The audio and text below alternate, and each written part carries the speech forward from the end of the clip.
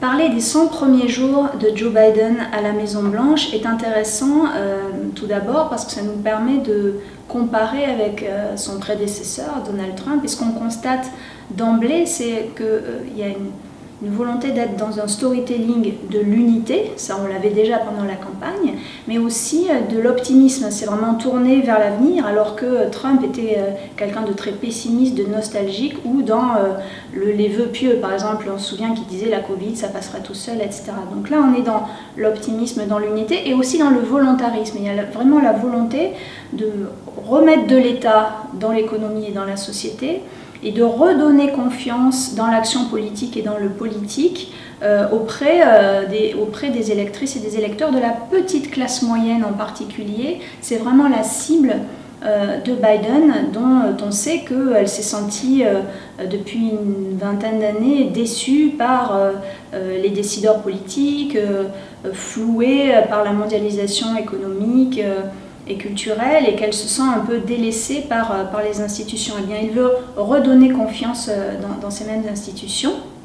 Et pour ce faire, il adopte une politique qu'aux États-Unis on qualifie de big government, c'est-à-dire l'État qui devient très actif, très présent dans la vie des gens, non pas pour leur dicter leur conduite, c'est pas ça, mais pour mettre en place en particulier 3 énormes plans de relance. Donc, le premier a été voté à la mi-mars, un plan de 1900 milliards de dollars, c'est des sommes considérables, pour relancer l'économie par la consommation, injecter des liquidités dans l'économie et lutter contre les inégalités et certaines discriminations. Alors, avec la volonté par exemple de s'adresser en particulier aux femmes pauvres, aux minorités, notamment les Noirs, qui ont été particulièrement fragiles avec la Covid sur un plan sanitaire, sur un plan économique.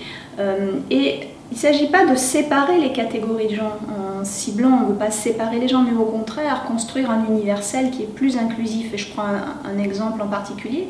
Quand Biden crée dans ce grand plan de relance de mars dernier qui a été voté au Congrès, des allocations familiales exceptionnelles, il s'adresse en particulier aux femmes pauvres et aux femmes de la petite classe moyenne qui ont dû abandonner leur emploi parce qu'elles n'arrivaient pas à gérer la question de la garde d'enfants, et il y a énormément de femmes qui ont quitté le marché du travail à cause de ça, mais en fait ça s'adresse à 90% des enfants aux États-Unis. Donc c'est une politique qui est universelle et qui part d'un ciblage particulier, d'un besoin particulier pour s'adresser à toutes et à tous. Il y a beaucoup d'exemples comme ça. Deuxième contraste avec la présidence Trump, et ça c'est vraiment dès le départ de l'administration Biden, c'est qu'il s'est entouré d'expertes et d'experts. Il a vraiment un gouvernement et une vice-présidente qui connaissent parfaitement leur sujet, qui connaissent leur dossier, qui ont l'habitude du travail politique, soit dans la diplomatie, soit pour la politique intérieure, qui savent travailler avec les corps intermédiaires, avec les associations, avec les syndicats,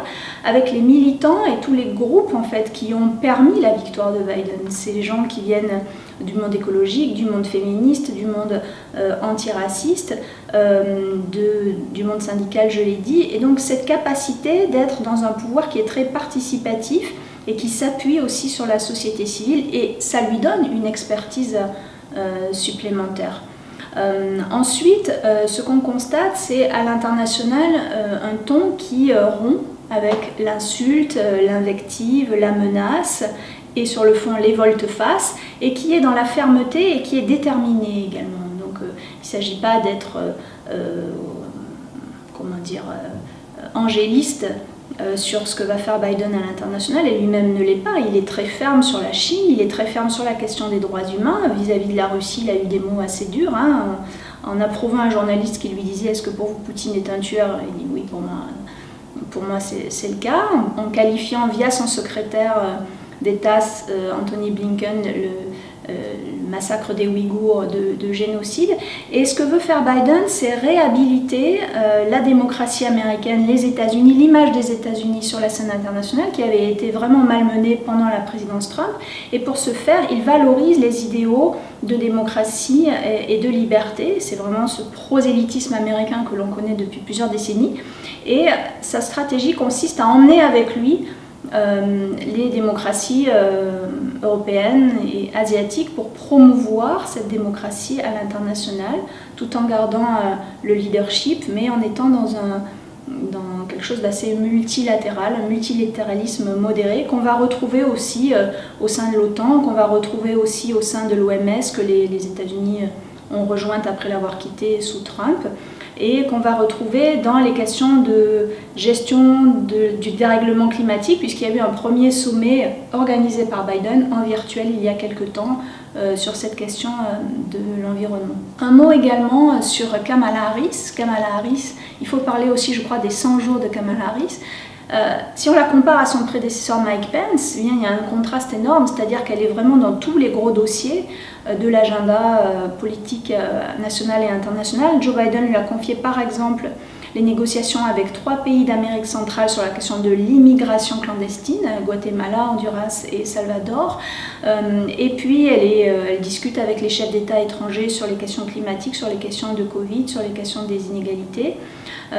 Et par ailleurs, elle fait aussi, un peu comme Biden d'ailleurs, le VRP des grands plans de relance en allant en Caroline du Nord, en allant dans certains États fédérés pour expliquer, pour être dans la pédagogie par rapport à l'agenda national de l'exécutif actuel. Ça contraste vraiment avec Mike Pence, l'ancien vice-président de Donald Trump, qui lui était vraiment dans un soutien un peu psychologique, voire essayer d'apporter des fonds, de collecter des fonds pour le président, mais qui était assez peu impliqué, que Trump impliquait assez peu dans les politiques publiques et dans l'action politique.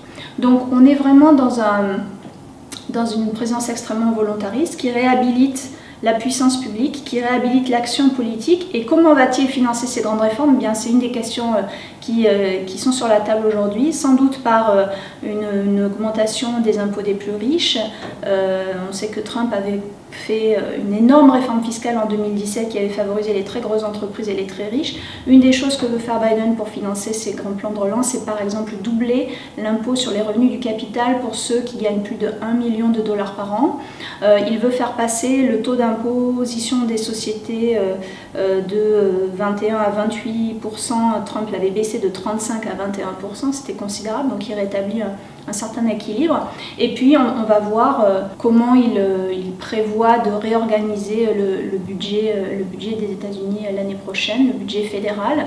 Mais voilà, on est dans une très très forte rupture par rapport à la présidence précédente, dans le temps, dans la manière de gouverner, sur le fond évidemment, et dans l'image que les États-Unis ont à l'international.